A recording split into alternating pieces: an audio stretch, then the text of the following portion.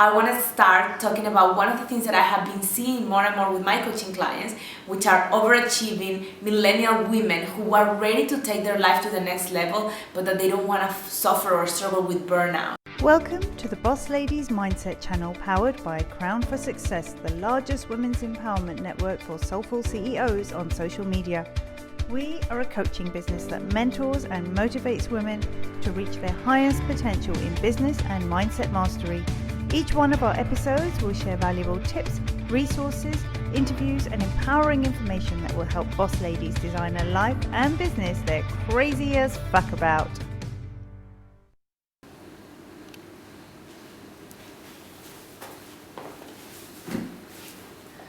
Hi there, my name is Anaí, the Self-Worth Coach, and I'm one more time here joining the amazing community that it is the Boss Lady Mindset Crown for Success team, which is a sisterhood of amazing women that are coming together to support you and any other women into becoming your best self. And we do that by offering support, inspiration, training, and many opportunities for you to grow your own business from your house and without having to think about daycare or about how to sort out everything, because they offer everything from the training that you need to start your business or to realize that you actually have a dream within you of a beautiful business, to supporting you with all the tools that you need, from creating amazing courses for you to also just sometimes listening to you, because we all know that womanhood in entrepreneurship can be so hard. So we come together and support one another. And today I want to start talking about one of the things that I have been seeing more and more with my coaching clients, which are overachieving millennial women who are ready to take their life to the next level, but that they don't want to suffer or struggle with burnout. And one of the things that we have been talking a lot about lately, especially when it talks about relationships and primary romantic relationships, is overfunctioning and underfunctioning. Now, this video is part of a two-part series because I want to talk first about what is overfunctioning and underfunctioning, and then how do we stop doing that. Because the reality is that first we need to have awareness of what is going on with us, and then we have to shift that awareness into action so that we can really live our best life. So I always try to explain this from a very heteronormative mindset, but you gotta know that this has nothing to do with your sexual inclinations or your identity. This is more about the energies and how we behave with them. So in all areas of our life and in all areas of our relationships, there will be some parts where we're gonna tend to overfunction and others where we're gonna have a tendency to underfunction. What does that mean? Very easy. Where we overfunction are areas where we tend to take control, do more, grasp all the things. We tend to take over our partners or our friend or whomever role even, because we want to help, we want to do it. And these obviously tend to be areas that we feel really comfortable, or areas where we felt that we needed to excel in order to be worthy of love. So for many women, culturally, we tend to be very over-functioning when it comes to the household, when it comes to emotions, social skills. We were told that we needed to be the good housewife, and so we want to do that. Now, under-functioning is the other side of the same coin, and it's areas where we tend to shy away, disable ourselves. And in that process, we give the responsibility to someone else to do.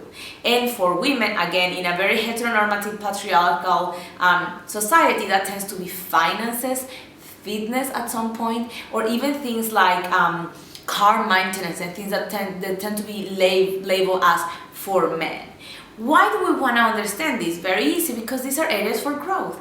An overfunctioning person will disable others in growing on those areas whilst burdening themselves. When we are overfunctioning in something, we tend to regret it. We tend to get very resentful and angry because we are constantly doing more and more and more.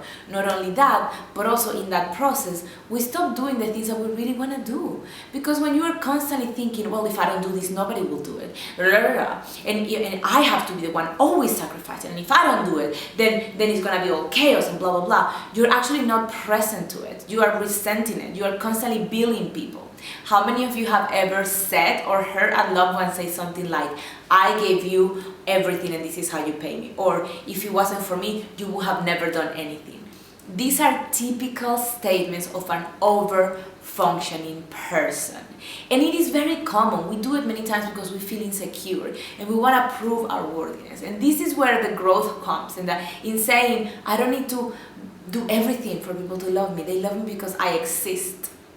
Meanwhile, for those under-functioning, the issue has been that the overfunctioners have taken so much from them. They have disabled them so much for them to grow and show up and be really big and full, that they begin to tell themselves, well, why would I even bother? I just can't.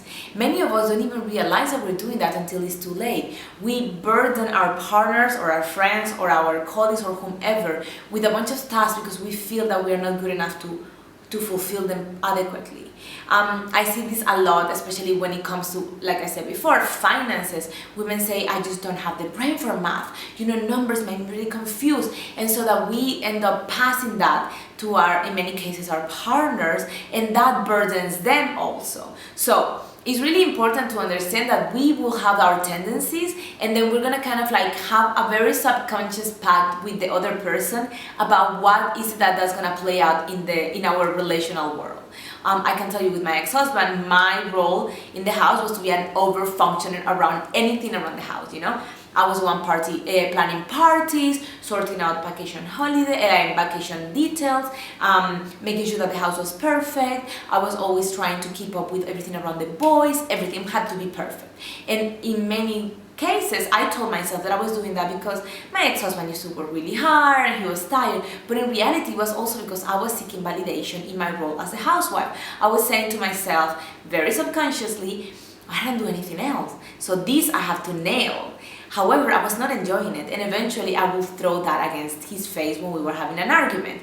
Now, where did I underfunction was anything that had to do with budgeting, with big decisions, with things about investments, even things about like our pension plan and schemes. Whenever the conversation will pop up, I would be like, I don't do money, I don't handle it, I don't want to talk about it, all this is so stressful, and I would just shy away from it. So he had to overfunction in that area because basically I said, I can't, please take this from me. In the household, he will do the same. He will try to do something and then he'll be like, I can't do this is too hard, you do it. And obviously I will sweep in and be like, don't worry, this is easy for me, I will take it. Now, whenever I say this to my clients, they say, wait, Anahi, but isn't it good to have a balance? Yes, but the balance has to be conscious. So once you take the moment and you sit down and you say, what areas am I over-functioning on and what areas am I under-functioning on? And you can make a list and make that list as honest as possible because this is about you with you. Then you can check in with your partner or with your friends or with your colleagues or with whomever or just with yourself and say, do I really want to keep on over-functioning on that area? Do I really want to keep on under-functioning on that area? Because a lot of the times we're not even aware. And so we're doing these things that are actually very disempowering and we don't even know that we're doing them.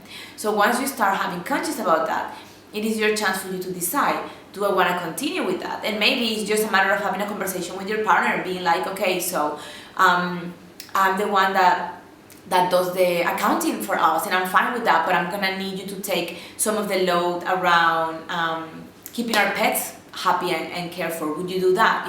There's room for this negotiation, but it's also there's room for a conversation where you can both come in together and be like, hey, I've noticed that we've been doing this thing this way and I just want to know if you are aware of that, and if you are, do you like it? Would you like to change it? A lot of the times when my clients start having these conversations with their partners, they discover that there are areas that they really wanted to start growing into, and they just need to open up the conversation and automatically the partners will be like, hey, yeah, that's a really good idea. I can tell you one of the things that I have been the most empowered around now that I'm divorced is things around the car and they're into Google things and watch YouTube videos and that gives me a really big sense of achievement because it's something that I always underfunction, and I told myself that it was too hard for me to understand and that now little by little I have been taking ownership. So the path is towards growth because that's ultimately what we all want to do. So what are the areas where you are over-functioning and what are the areas where you are under-functioning? Just answer that for yourself and start seeing where is the space for you to start having some growth. Know that on part 2 of this series, I'm going to be discussing about a script that is going to be ideal for you to tackle this discussion, this conversation with whomever you want to, so that you can start living a life that is empowered and where you're functioning as you want towards your goals and dreams. So stay tuned and remember to follow Crown for Success and the Lady Boss Mindset, because we're going to continually be giving you tools to really help you get to that space where you can manage your dreams, make it a reality, and live your best life. This is Anaí, the Self-Worth Coach. Follow me on social media at Anaí.theselfworthcoach or to website theselfworthcoach.online, and I will be more than happy to sit with you for 30 minutes and see what are the areas where you can grow towards greatness. Stay tuned for more. Bye. Thank you so much for tuning into the Boss Ladies Mindset channel powered by Crown for Success. Please tune in next week for another episode, and don't forget to follow us on Instagram at RVP Queens, at The Girl Gang Confidential, at Crown for Success, at Strong Women Are Beautiful, and of course at Boss Ladies Mindset.